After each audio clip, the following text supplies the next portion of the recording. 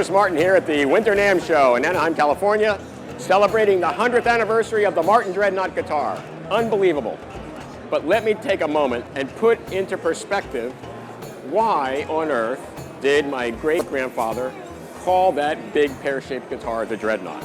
Well, the Dreadnought, the ship, was put in the water 110 years ago. And it was created by the British to remind the world that the sun never sets on the British Empire.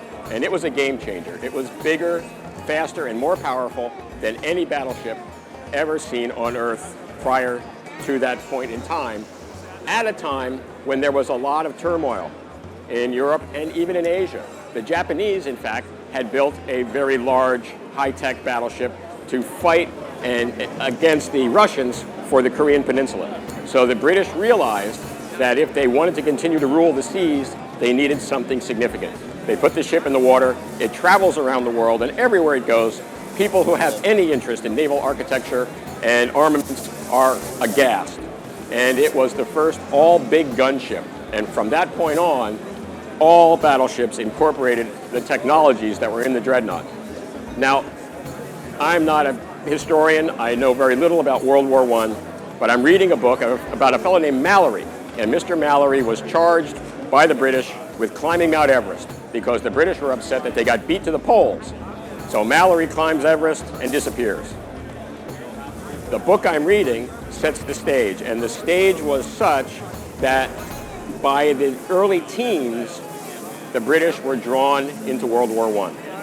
I knew very little about World War I. What I learned in reading this book is it was a terrible war. In fact, today, historians look back at World War I and say it is a great example of a bad war.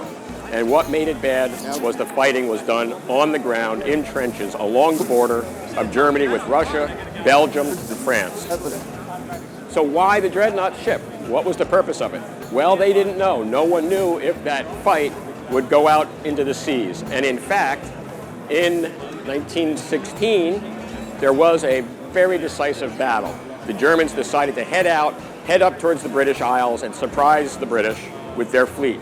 Well, the British code breakers had broken the code and were waiting for them off the coast of Jutland, which is I believe it's part of Denmark. And so they pumped each other all day long. And finally the Germans retreat. And to this day, the British and the Germans argue over who won that battle. And the Germans say, we beat you because we sunk more of your ships and we killed more of your sailors. And the British say, yes, and that was a very tragic thing and we're very disappointed in that, but we kept you bottled up for the rest of the war. And there really was no other significant naval battle that occurred during World War I, except, however, in a prior year. Let me set the stage. Now we're in 1915. Let's step back a moment. The original Dreadnought is 9 years old, and it's already obsolete. Already, 9 years later, the British had now gone to what's called the Super Dreadnought class. So the HMS Dreadnought, it's available if needed, but it didn't see any battle whatsoever, except on a fateful day in March of 1915, when it was hanging out with a sister ship off the coast of Scotland, and an infamous U-boat, U-29, fires a torpedo at the other ship and nails it. Surfaces to check out to see what it did, and the HMS Dreadnought comes along and slices the submarine in half. The only battleship ever to sink a submarine by cutting it in half. So, while I'm holding this guitar, the original Dreadnoughts were 12 fret, because that's what we made. And what was significant about it, it was so much bigger than anything we made.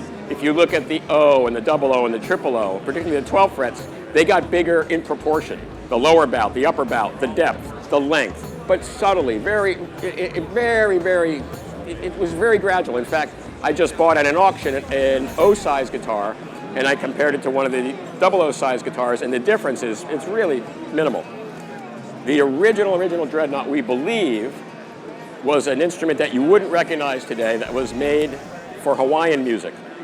And then the Ditson Company, in collaboration with Martin, said, hey, that body, if we make it a little bigger, a little deeper, might be appropriate for just normal playing style instead of a lap style. And so we introduced the Ditson Dreadnought. It wasn't even a Martin, it was built for Ditson, which was a chain out of Boston, bunch of stores, and it didn't sell very well. It didn't sell very well at all. Sold a handful of them first couple of years. And then the Great Depression comes along, and unfortunately, one of our best customers, Ditson, goes out of business. And we had made several unusual Ditson models, and in fact, if you come to the factory and you take the tour of the museum, you'll see several different Ditson models, including Ditson ukuleles that look a lot like today's Dreadnought. The only model we decided to keep in the line that was part of that Ditson-Martin collaboration was the Dreadnought. And over time, particularly as people began to play out in bands in front of larger audiences without any amplification whatsoever, the Dreadnought really began to find its place. It had a big, powerful, loud sound, and then in 1934, we redesigned the Dreadnought and put the 14 fret neck on it. And, well, as they say in show business, the rest is history. So for this show, we have a limited edition. It's kind of it's our interpretation of what this original Dreadnought would have looked like. We haven't seen one. We made so few of them, we were not able to locate a style 222 in order to replicate it. But we talked to some of our vintage dealers that had seen them. You know, oh yes, one came through my store back in the 70s, and I remember the specifications. So this is as I say, a commemorative. It's our interpretation of what the 222 would be like if, in fact, it was still in our line and we made it today. Very traditional. It's got the pyramid bridge, wider fingerboard, 12 fret body, slotted head, Ivoroid binding, and it's mahogany. Okay, the 222s were mahogany. They weren't rosewood. Pretty cool guitar. Diane, my wife, she's on the board of directors of the Martin Guitar Company. And prior to coming to the show, we have a meeting for all the folks going to the show, and we invite the board of directors. So Diane was there, and afterwards she kind of nudged me and she said, shouldn't we buy one of these for Claire? And I thought, yeah, we should. So we have 100 of them for sale, but I'm sorry, one's already sold, so there's only 99 left. Thanks for listening.